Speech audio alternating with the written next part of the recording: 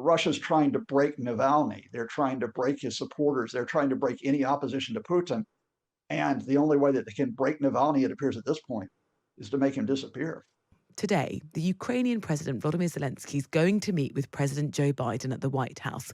We are expecting him to reiterate his appeal for continued US military aid.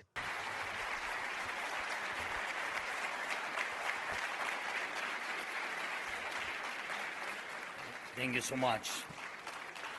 The whole world is watching us, observing what destiny other free nation could face to live freely or to be subjugated. Ukrainians haven't given up and won't give up. We know what to do, and you can count on Ukraine, and we hope just as much to be able to count on you. That was Zelensky speaking yesterday. He said Ukraine is not just fighting for its own freedom, but for global democracy. Let's find out more. Professor Scott Lucas is a specialist in US and British foreign policy and joins us on the line. Scott, good morning.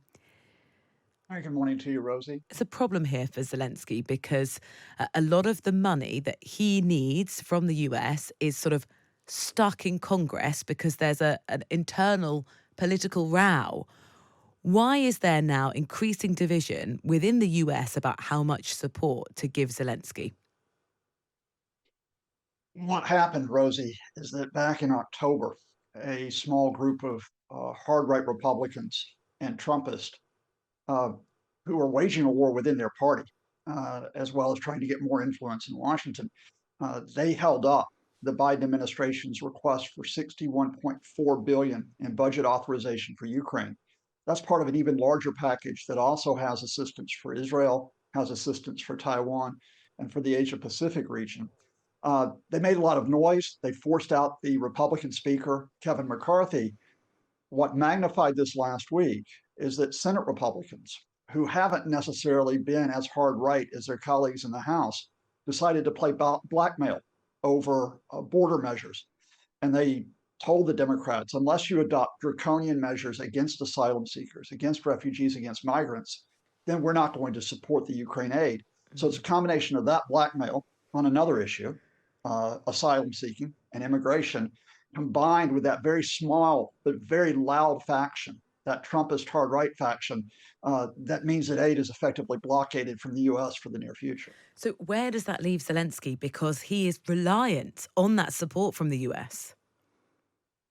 Well, we need to add a couple of facts because one of the problems with this is that the squeaky wheel getting the grease is a lot of the media have followed the lines not only of the hard right Republicans but of the Kremlin, who are quite boosting this. This is the end of the line for Ukraine. First of all, European countries give more aid than the United States. If you take the aid from the European Union and individual European countries, it's actually almost twice as much as what the U.S. has given.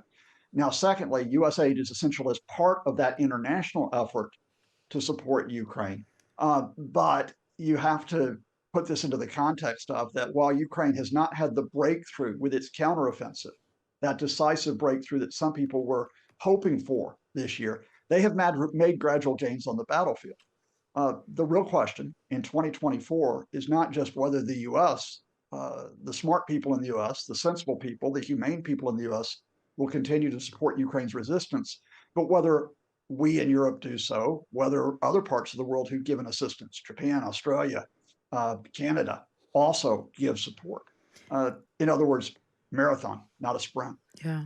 And given that and the much sort of heralded, anticipated counteroffensive and how that's gone, how would you sort of best assess where Ukraine is from a sort of military perspective right now in terms of how they're actually faring on the ground?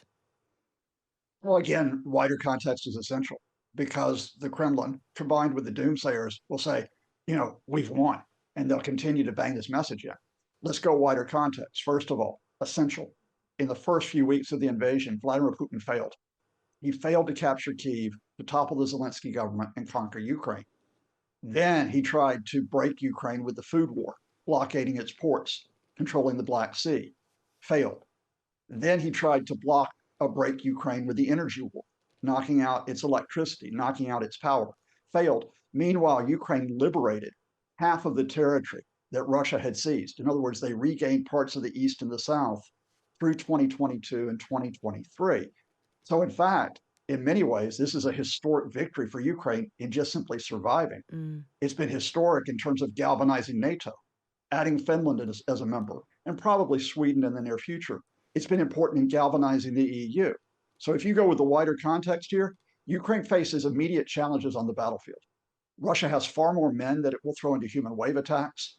Russia has an advantage in artillery, but Ukraine has an advantage in attacks behind the front lines, hitting Russian ports, hitting Russian warships, hitting Russian bases, and it has an advantage if the aid continues in armor on the ground and possibly in 2024 in the air. Wider context now, if we can, Scott, what's happening in Russia? We know that Vladimir Putin's main political opponent, Alexei Navalny, well, actually, we don't know where he is. He's missing. He was removed from a sort of prison colony and was supposed to appear in court yesterday by a video link, failed to appear. Do you know anything, and what is your sort of best analysis of what might have happened? But his allies, indeed, his supporters believe he's been moved to another penal colony in Russia. And why is that? Two words, in addition to Ukraine: presidential elections.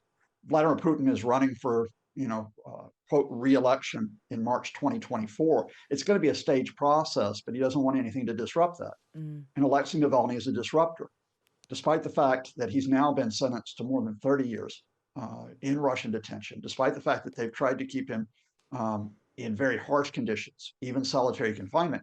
He keeps getting messages out. So getting the messages out looked bad for Putin because, of course, Navalny's a critic.